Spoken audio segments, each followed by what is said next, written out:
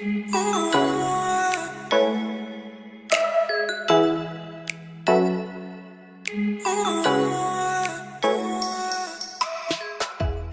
up, everyone, and welcome back to Darla Does It Speaks. So today I want to come to you guys. So basically, I've decided that I want to do a vlog. What do I want to call it? I want to vlog my journey on a upcoming surgery that I'm going to be having. So I have a surgery coming up, you guys, which is called a laparoscopic myomectomy. Now, for those who don't know what that is, it is a surgery that women undergo when they have fibroids. If you're not familiar with fibroids, they are non-cancerous tumors that grow in or outside of a woman's uterus. I want to just let you know that 2 years ago in 2018, probably around, it's been a little over 2 years now, but because I want to say that was probably around, I conceived in May of 2018. And so when I conceived, you know, it was very unexpected, but expected at the same time. When we found out, you know, we had to wait a little while. We found out pretty early. I think I tested myself a week after my menstrual did not show up. And I don't miss my menstrual, you know, unless the times that I was on birth control, which I always took the pill. I did miss my menstrual a couple times then, but it was just based off of, you know, the reaction of the birth control. So I missed it probably like 2 or 3 times total while on birth control consistently. But I've never missed my menstrual outside of birth control other than being pregnant. So when I missed it this time and I knew I was not on birth control, May of 2018, I missed it June 2018. So when I missed my menstrual, I was like, okay, let's see what this goes like. You know, I gave it a week as what it said online to test. I tested positive pregnancy tests. I took 2 of them. So I want to say my first appointment was July something and of 2018. And so I went in, and I remember that was my first time getting my ultrasound, and it was also the time that I received the bad news that I did not form an embryo and that I just had the gestational sac, which of course caused the pregnancy test to read pregnant.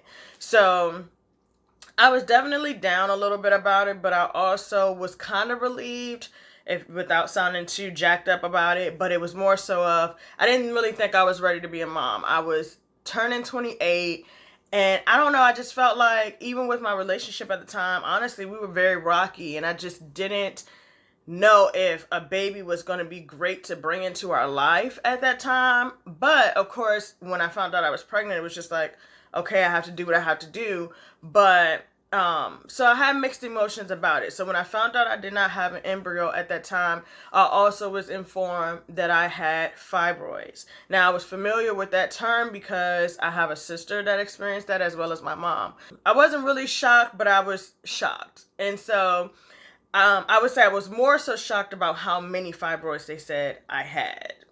So I was informed that I had 8 fibroids at that time. And so, of course, that sounded like a lot. And so at that time, my OBGYN informed me that there were very small ones, and then there was one big one about the size of an apple. And so for me, that was still an alert, because it was just like, okay, but I'm sure that these things can grow. And if I try to conceive again, I would hate to try to conceive again, have these fibroids, have them grow along with my child, you know, causing a risk pregnancy, all these things I'm thinking of. So after I miscarried, because we already knew that once we found out there was no embryo, that I wouldn't be miscarrying, which is a little bit different than a normal miscarriage, which we'll save that for another time.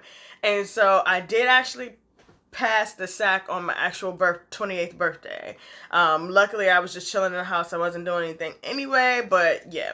So again, I went through my emotions with that, and dealt with it. So over the next year, because we're rolling into 2019 at this point, and I just noticed I was gaining a lot of weight, and I was so concerned because I thought the weight was from, one, I felt like the weight came from the pregnancy, of course. It just seemed like I just kind of was bloated very early. Um, and I was showing so early, and I just was like, wait a minute, what's going on? Which added to the fibroids. That eventually explained the bloating, you know, but before I didn't know why I was showing so early, bloating, whatever. So at first I thought my weight gain, of course, was from the pregnancy. So then I was like, well, let me give it a while for everything to kind of clear out, die down. But going into 2019, I was just concerned that I was still kind of heavier than I ever have been. So then throughout the year 2019, my weight kind of fluctuated up and down. I would lose a few pounds, gain a few pounds, lose a few pounds, gain a few pounds. And mind you, I don't really weigh myself a lot, but the times that I have been around a scale, because I don't personally own one, but the times that I have been around a scale, whether it's at the doctor or a friend's house or whatever, I would get on their scale and I would notice my weight was fluctuating. So I would say here now in 2020, I definitely gained a lot of weight. And I know it was partially quarantine. I thought it wasn't, but I have to be real with myself. It is, because I'm not as active as I was when I had to get up every day and drive back and forth to work. Now that I'm working from home, I don't do anything a lot. So when I went to a new OBGYN this year, I went in November.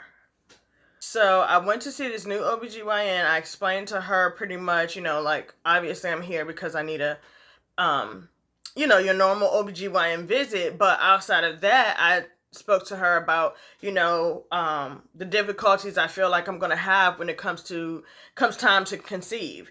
And I explained to her what my last OBGYN told me about the fibroids. I shared with her about the miscarriage. So they took my blood after doing my regular pap smear. They ended up taking my blood. They called me back maybe 2 days after when they got my blood work back, and they told me that I was pre-diabetic. So pretty much that my blood sugar level was very high, and I needed to get on a low carb diet. So I have done a low carb diet before, but because I hadn't been disciplined in so long, I was just like, whoa, okay, let's try to do this again.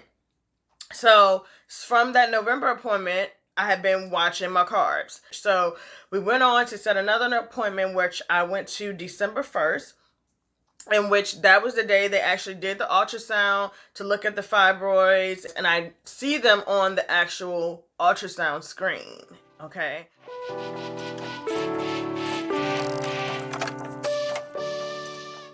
And are some of them on the uterus? One is on the outer wall. Gotcha. Right.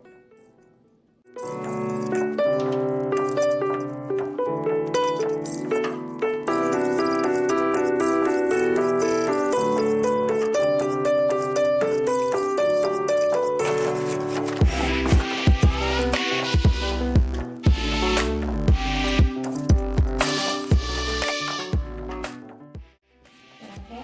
Yes, ma'am. Just watching. Yeah. And so I'm looking at her, like, I'm looking at the nurse pretty much like draw these little lines, and I see that she's measuring them. So I remember seeing them like, whoa, what in the world? So get back in the room with my doctor, and she shares with me at this time that she has found 4 fibroids. Now, previously I had double that. So being that they were smaller, she said they most likely dissolved on their own. She did mention sometimes they can combine, but she's only located 4. I have 2 big ones. We're heading to grapefruit size at this point, and I know I'm familiar with that term because I know when anyone is told that they're heading to grapefruit stage, it's time to get these fibroids out. So I expressed to my doctor that I really want to remove the fibroids. You know, I told her all of the difficulties that it caused me. And y'all, I looked up so many facts about fibroids. Mind you, it is still being studied, I assume. We do know that it leads in Black women more than any other race.